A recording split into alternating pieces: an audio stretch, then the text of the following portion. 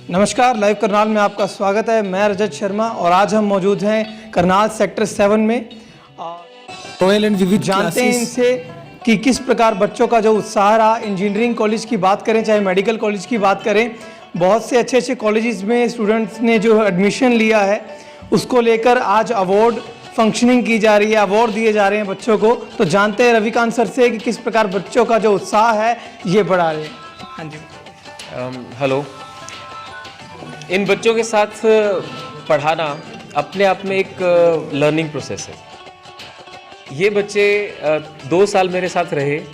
It was never like कि मुझे सिर्फ इनको पढ़ाना है। It was an interactive class. तो उस इंटरेक्शन के ड्यूरिंग कुछ इन्होंने मुझे सिखाया, कुछ मैंने इनको सिखाया, but ultimately due to their strong will and wish to perform, आज ये बच्चे गवर्नमेंट कॉलेजेस में एडमिशन ले पाए हैं। तो मैं आपसे मिलवाना चाहूँगा। आइए अर्चना का एडमिशन एम्स बिलासपुर में हुआ है। तो ये फिज़िक्स के लिए मेरे पास आती रही है, तो बहुत ही अच्छी बच्ची थी। और एक खास बात इसके बारे में बताऊंगा, अलॉन्ग विद मेडिकल इसने जेई का भी एग्ज़ाम टेक ऑन किया था और उसमें फिज़िक्स में 99.9 परसेंटाइल इसने लिया है। तो मतलब ऐसे बच्चे बड़ी मुश्किल से मिलते हैं और आई एम थैंकफुल कि मुझे इसको पढ़ाने का मौका मिला। थैंक यू सर, सबसे बड़ा क्रेडिट तो आप ही का है, ऐसी बात नहीं। तो अभी एम्स में एडमिशन जो मैंने लिया है तो उसका मतलब मोस्टली क्रेडिट सर को जाता है, क्योंकि फ़िज़िक्स सबसे टफ सब्जेक्ट है और वो अनडाउटफुली है। तो उसमें सर ने बहुत सपोर्ट किया। मैंने 12th में ज्वाइन किया था, तो लेकिन सर ने 11th का भी सारा एक ही साल में कवर करा दिया। तो I am very thankful to sir. ठीक है, थैंक यू। इसके साथ साथ ही मैं यशिका से आपको इंटरेक्ट करवाना चाहूँगा। यशिका ने मुझसे फाउंडेशन के टाइम से पढ़ना शुरू किया था। Thank you sir. ये सर ने मुझे 11th की फ़िज़िक्स पर 10th में करवा दी थी, तो और 11th की भी बहुत हेक्टिक थी। तो फिर 10th में करके 11th में मुझे बहुत ईजीली मैंने फिज़िक्स को कवर अप कर लिया था। उससे बहुत मतलब कि बायो और केमिस्ट्री पे ज़्यादा ध्यान दिया और फिर उससे बहुत अच्छा कि मुझे मतलब होल्ड आ गया था फिज़िक्स पर। जैसे मैं कहता हूँ बच्चे मुझे क्या सिखाते हैं, इन्होंने ये सिखाया कि अगर कोई बच्चा थोड़ी सी फिज़िक्स पहले करना शुरू कर दे तो उसका जो बाकी सब्जेक्ट्स के लिए टाइम है वो टाइम मैनेजमेंट कंपैरेटिवली ईजी हो जाता है। तो यशिका अब कल्पना चावला करनाल में एडमिशन मिला इसे, एंड कॉन्ग्रेचुलेशंस यशिका। आइए, आ जाओ। एक बहुत अच्छी बात क्या रही है, मतलब NIT कुरुक्षेत्र में 5 बच्चे गए हैं इस साल, जिनमें से 2-3 बच्चों से मैं आपको आज मिलवा पाऊंगा, सभी नहीं आ पाए हैं। तो ये एक ऐसा बच्चा है जो शायद शुरू से सोचता था कि पता नहीं मैं वहाँ तक पहुँचूंगा कि नहीं पहुँचूंगा, बट अल्टीमेटली जो एंड के 2-3 मंथ्स की मेहनत थी, जो इन्होंने टेस्ट दिए उसकी वजह से, और एक स्ट्रॉन्ग विल जो मैं हमेशा कहता हूँ, पॉजिटिविटी और स्ट्रॉन्ग विल, उसकी वजह से ultimately she has reach to NIT Kurukshetra, जो मेरे हिसाब से बहुत अच्छा प्लेटफॉर्म है। जब हम लोग मतलब इंजीनियरिंग के लिए प्रिपरेशन करते थे तो ये सोचते थे कि किसी तरह वहाँ पहुँच जाए। अभी हो सकता है क्योंकि IIT बहुत हाइप्ड है तो बच्चों को लगता है कि भाई वहाँ नहीं पहुँचे तो क्या होगा, बट ऐसा बिल्कुल नहीं है। It is great to be a part of IIT, no doubt about that, but even if you have reach to a government college तो वहाँ से आप अपने करियर को एक बूस्ट दे सकते हैं, जो मतलब मैं हमेशा इन बच्चों से डिस्कस करता रहा। तो you are at a very good place. आप कुछ कहना चाहें तो कह सकते हैं। All thanks to you sir. Fine. So nice of you. Nothing like that. आओ निष्ठा आ जाओ। Thank you. निष्ठा भी NIT कुरुक्षेत्र में गई है। इसका ब्रदर भी यहीं पढ़ा था, वो IIIT से अपनी इंजीनियरिंग कर रहा है, and she is manage to go to NIT। But सच बताऊँ तो मेरे हिसाब से कैलिबर इन बच्चों का बहुत ज़्यादा है। तो अभी थोड़ी देर पहले हम बात करें तो मैंने कहा कि अल्टीमेटली लाइफ में शायद 300-400% ज़्यादा अचीव करना है और करेंगे। Thank you sir. तो सर के कांस्टेंट मोटिवेशन और सपोर्ट की वजह से ही हमने NIT कुरुक्षेत्र में एडमिशन लिया है और सारा क्रेडिट सर का ही। नहीं, आपकी मेहनत बहुत मैटर करती है अल्टीमेटली, आपने जो टेस्ट वगैरह किए। सौरभ इधर से आ जाओ। सौरभ भी NIT कुरुक्षेत्र से इंजीनियरिंग कर रहा है, तो आप कुछ कहना चाहें सौरभ? सर बहुत सपोर्टिव है, मतलब आपको कभी भी कोई डाउट हो या sir is available all the time, और बहुत हेल्प किया सर ने भी, और जो कुछ भी हुआ सर की वजह से हूँ, तो थैंक यू सर। हाँ, ये ऑलमोस्ट हर जगह होता है कि बच्चे सर के लिए हमेशा ऐसे बोलते हैं, but I just want to congratulate them, क्योंकि सर का एफर्ट अपना होता है, बट अल्टीमेटली लास्ट के जो 1-2 मंथ्स होते हैं, और इस साल तो जो पेंडेमिक की वजह से स्ट्रेच हुआ, वहाँ पे बच्चों को एक कह सकते हैं आपकी मेंटल बैलेंस बना के रखना बहुत ज़रूरी था, जो ये बच्चे बना पाए, इसीलिए ये आज वहाँ है जहाँ पहुँच पाए। एक मैं बुलाना चाहूँगा अनमोल को। आइए अनमोल।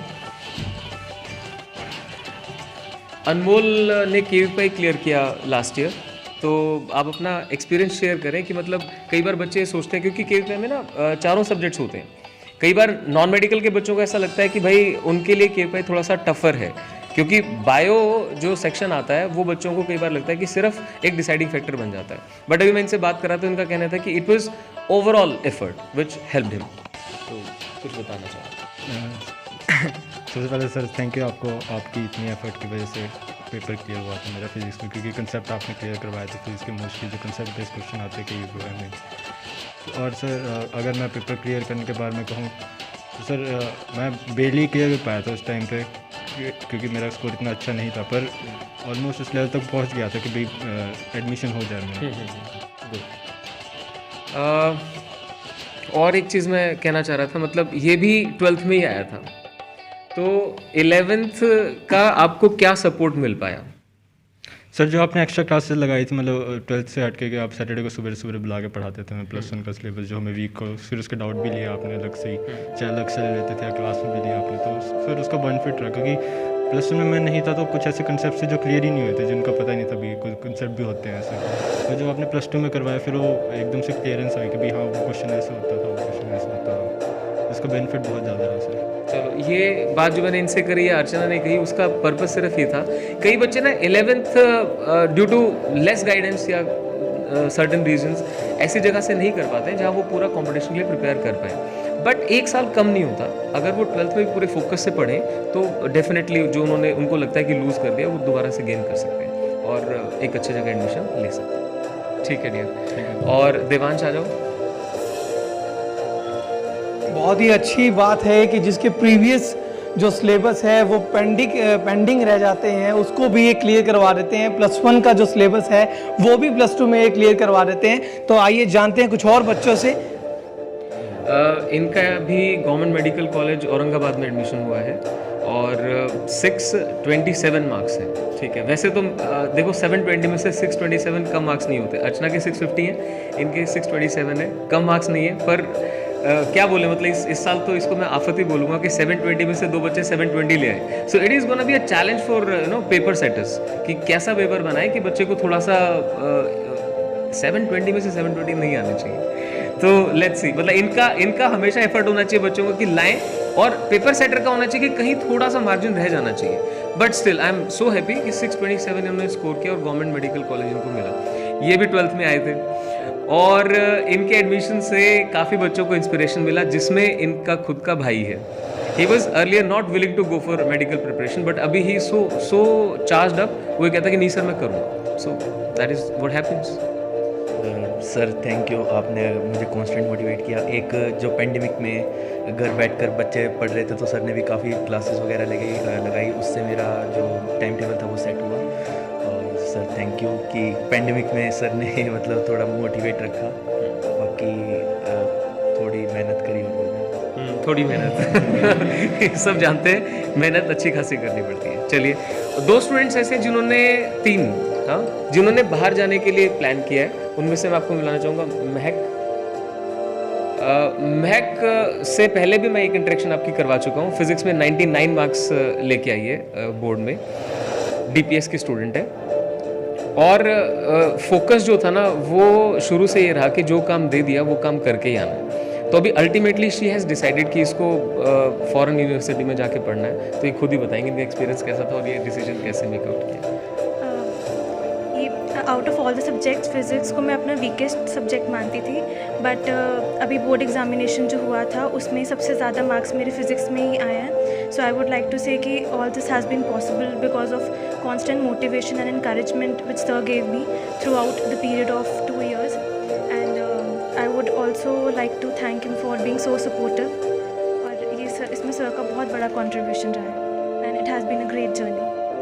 चलिए, तो मेरे लिए मतलब जैसे हम बोलते हैं ना, खुश नसीबी की बात है कि इन बच्चों के साथ मुझे पढ़ाने का मौका मिला।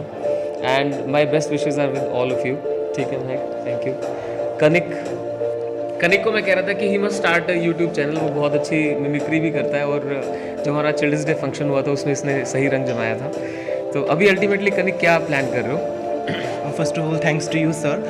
I think this 1 year that I have studied from sir, इस एक साल में जितनी मैंने फिजिक्स पढ़ी है, in the similar manner, sir has taught me that in a very meticulous way that how to lead life. It is not about हमें admission लेना है किसी अच्छे कॉलेज में, जैसा सर अभी भी बता रहे थे कि हमने एक एडमिशन तो ले लिया, but actually what we want to do, what is our passion, we have to follow that only. So इसी उसमें I have decided to apply for foreign university. One of them is University of Toronto that I was discussing with sir, because I want to do engineering in chemistry, and I think that was my passion.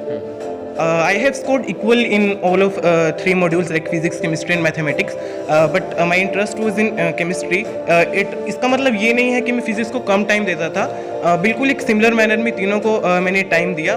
और sir मतलब centre पे sir हों या ना हो, but जब भी मैं सर को कॉल करता था like sir I have to take doubts, sir individually आकर सेंटर पे वो टाइम भी सर ने मतलब कि एडजस्ट करके कहीं से भी, all thanks to you sir.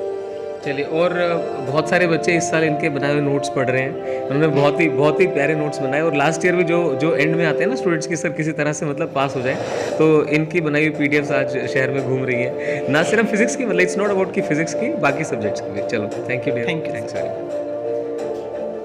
ठीक है जी, तो ये सब था। बहुत ज़रूरी है, जो बच्चा इतनी मेहनत करता है उसको जो उसका फल मिलना था वो तो मिल गया, लेकिन ये रियलाइजेशन आना कि अभी बहुत कुछ करना बाकी है। मैं आई डोंट नो मेरी परेशानी है क्या है ये कि मैं बच्चों को हमेशा ये कहता हूँ कि सेटिस्फाई नहीं होना है, एक पॉजिटिव माइंडसेट के साथ आगे बढ़ना है। तो अभी तो शुरुआत है आपकी ज़िंदगी की, और मेरी शुभकामनाएं आपके साथ हैं, जितना हो सके उतना अच्छा करें, और अपने पेरेंट्स का आई ऑलवेज टेल कि जब आप अच्छा करने के लिए बारे में सोचते हैं ना, तो अपनी फैमिली का जो जुड़ाव है, जो प्यार है ना, वो आपको आगे लेके जाता है। You should always consider that कि हमें किसी भी तरीके से अपनी फैमिली को अपलिफ्ट करके और सबके बीच में मतलब एक स्टैंडर्ड बना के छोड़ना है। That is. तो बहुत बहुत शुक्रिया सर आपका।